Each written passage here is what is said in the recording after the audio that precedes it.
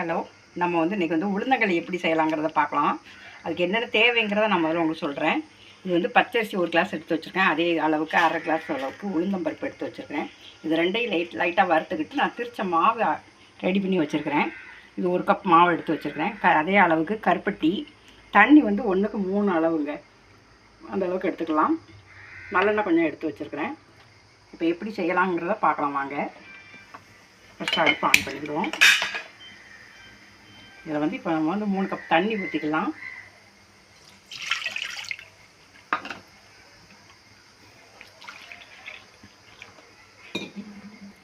இப்போ 3 கப் தண்ணி எடுத்துட்டோம்னா இதில் இப்போ இந்த கருப்பட்டி நம்ம தட்டிக்கிடுவோம்.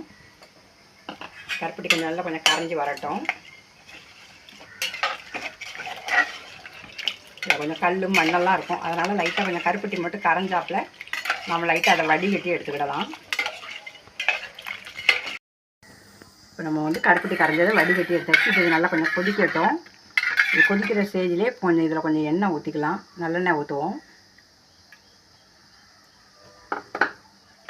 நல்லா கொஞ்சம் கொதித்து வரட்டும். இந்த மெத்தடில் கிண்டுறது கொஞ்சம் நல்லா ஈஸியாக கிண்டிடலாம் உங்களுக்கு.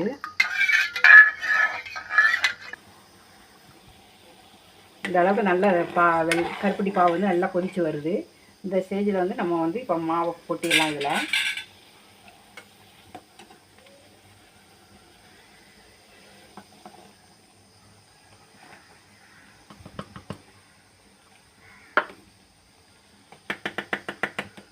இது போட்டு ஒரு 10 நிமிஷம் நல்லா கொதிக்க விடுங்க. உடனே கிண்ட கூட வேண்டாம், நல்லா கொதித்து வரட்டும்.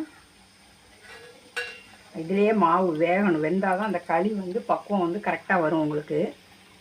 இந்த மெத்தடில் கிண்டும்போது இப்போ நல்லா கொதித்து வருது. இந்த ஸ்டேஜில் நல்லா கிண்டி விடலாம். கட்டி கட்டியாக தான் இருக்கும், ஆனால் நம்ம கிண்ட சரியாக வந்துடும்.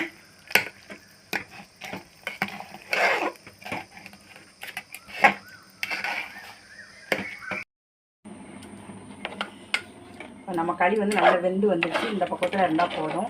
இது கொஞ்சம் ஆறட்டும். ஆற விட்டு நம்ம எப்படி கொஞ்சம் உருண்டை போட்டுட்டு நான் உங்களுக்கு காமிக்கிறேன் பாருங்கள். களி நமக்கு நல்லா வெந்து வந்துடுச்சுங்க. இந்த அளவுக்கு வெந்தால் போதும். நல்லா சுருண்டு வருது. இந்த நேரத்தில் இன்னும் கொஞ்சம் எண்ணெய் சேர்த்துக்கிடலாம்.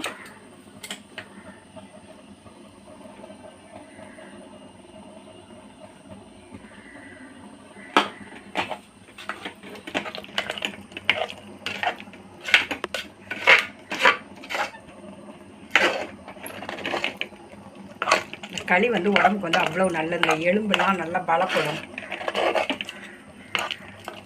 முடிஞ்ச அளவுக்கு இதை செஞ்சு சாப்பிட்டு பாருங்க.